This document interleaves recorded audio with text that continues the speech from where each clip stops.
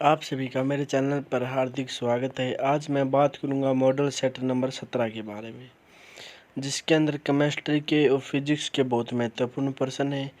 मैंने आपको पिछले मॉडल सेट नंबर 16 में करवाए थे फिजिक्स के कुछ महत्वपूर्ण प्रश्न। आज मैं कराऊंगा फिजिक्स और केमिस्ट्री के महत्वपूर्ण प्रश्न।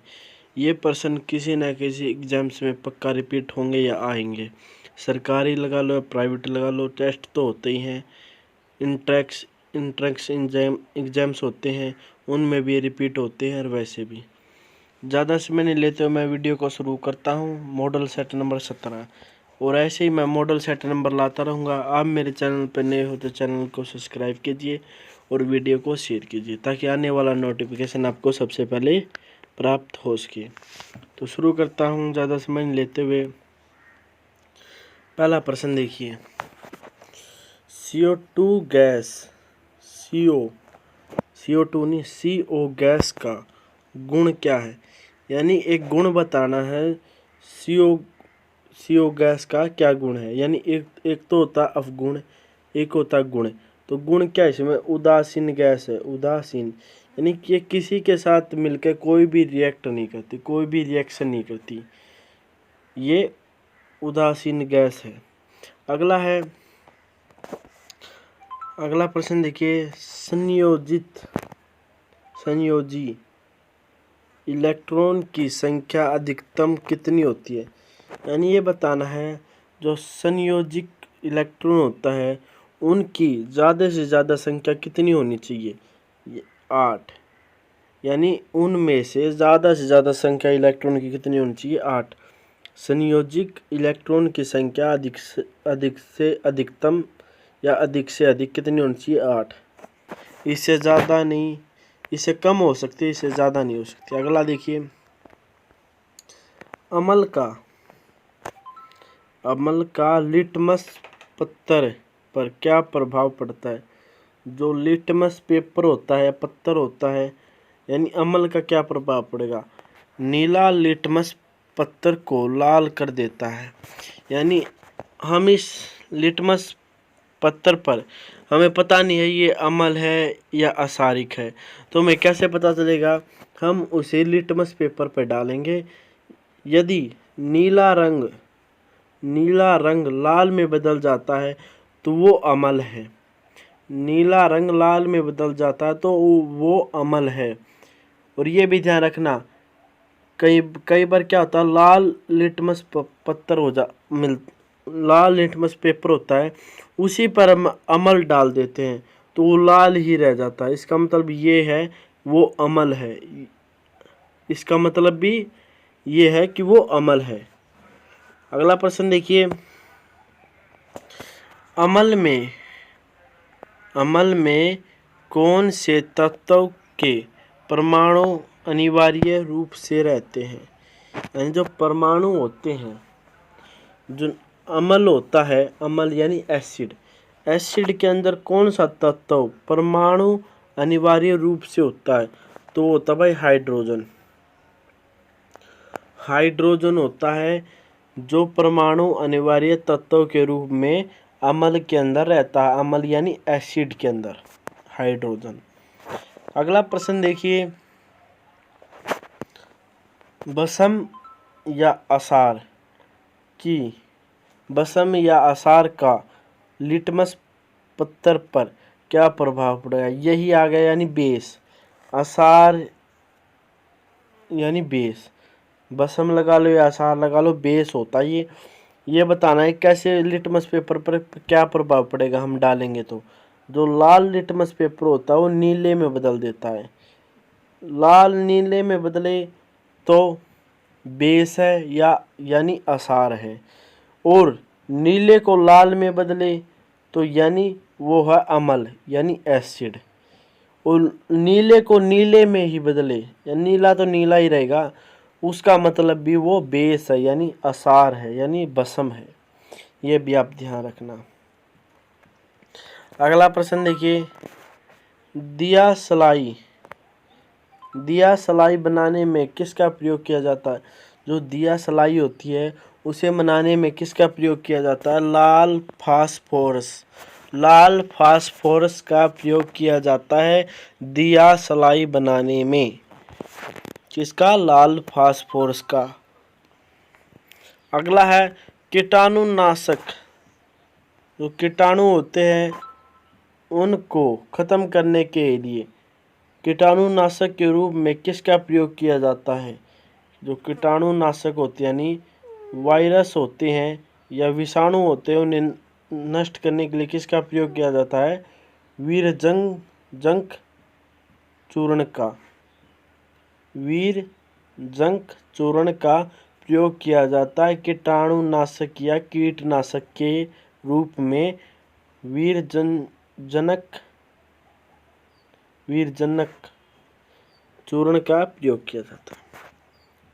वीरजनक न की मात्रा जनक चूर्ण का। अगला प्रश्न देखिए, साबुन बनाने की क्रिया को क्या कहते हैं?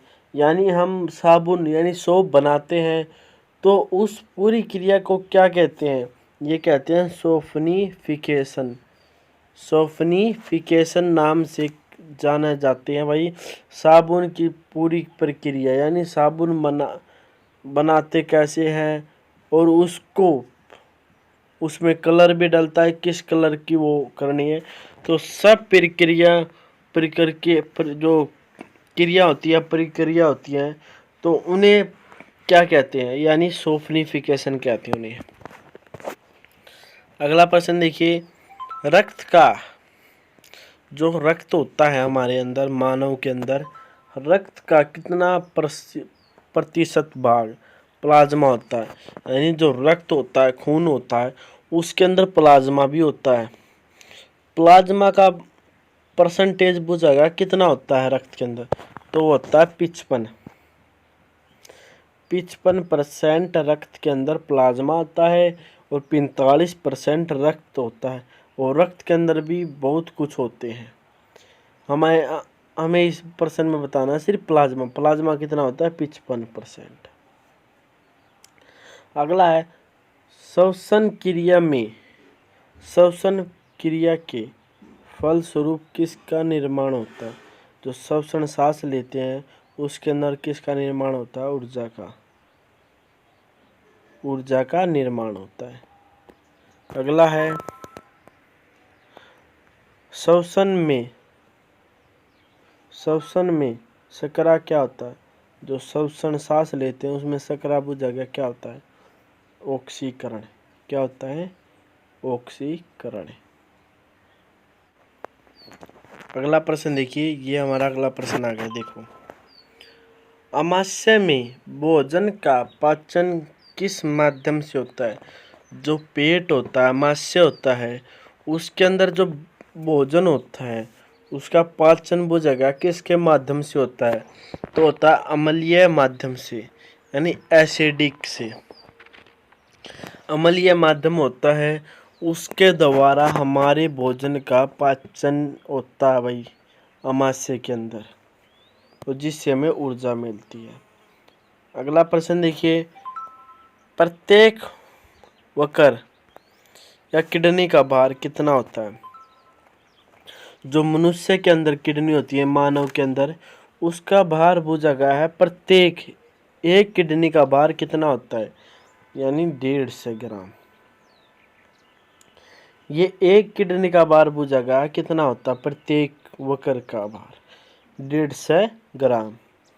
अगला प्रश्न देखिए, 24 घंटे में मनुष्य लगभग कितना मूत्र का उत्सर्जन करता है? यानी जब मानव होता है वो 24 घंटे के अंदर कितना पेशाब या मूत्र उत्सर्जित करता है? लगभग 1.5 लीटर।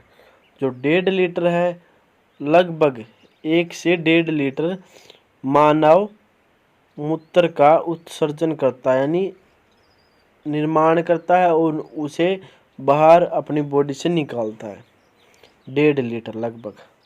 अगला प्रश्न देखिए, हार्मोन का कार्य। जो हार्मोन होते हैं मानव शरीर हार्मोन होते हैं उन पर टिका हुआ होता है।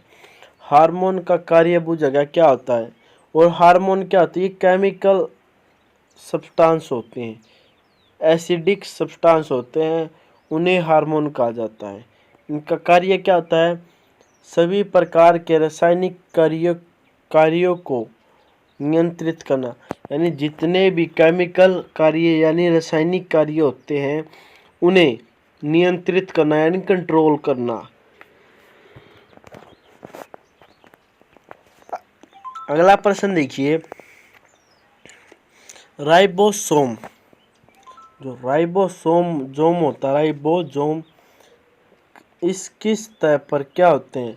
जो इसकी सतह पर वो जगह क्या होते हैं राइबोसोम्स की? Endoplasmic reticulum.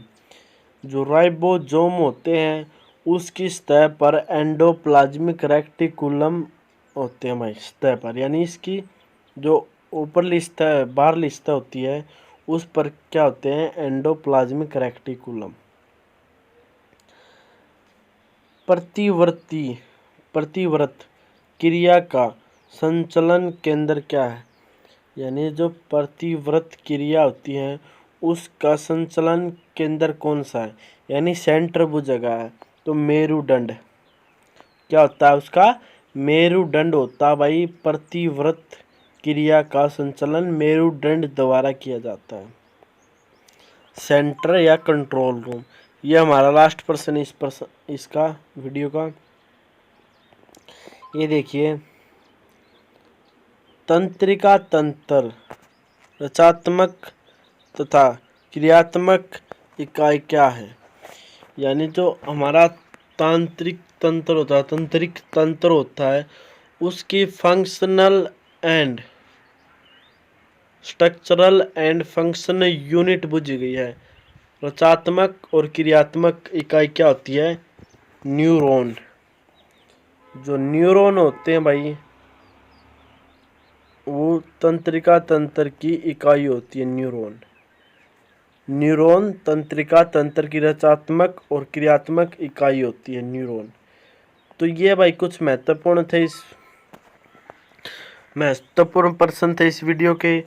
आप मेरे चैनल पे नए हो तो भाई चैनल को सब्सक्राइब कीजिए और वीडियो को शेयर कीजिए ताकि आने वाला नोटिफिकेशन आपको सबसे पहले प्राप्त कर सके। और इस वीडियो को ज़्यादा से ज़्यादा शेयर करना भाई, ताकि जो बच्चा तैयारी कर रहा है किसी न किसी एग्ज़ाम्स की तो उसका इन वीडियो से कुछ तो मदद मिलेगी भाई। मैं ऐसा नहीं कहना चाहता सब कुछ मदद इस वीडियो से मिलेगी, आपको मैथ भी दोहराना पड़ेगा। वैसे तो ये तो सिर्फ फिजिक्स, केमिस्ट्री एंड बायो को, यानी तीनों को इसमें कंप्लीट करवा दूंगा मैं आपको मॉडल सेट द्वारा। और इस वीडियो को ज़्यादा से ज़्यादा शेयर करना और इस वीडियो को 1 या 2 बार पक्का देखना ताकि आपको अच्छी तरह से रिवाइज कर सके। और चैनल को सब्सक्राइब, वीडियो को शेयर और थैंक्स फॉर वॉचिंग।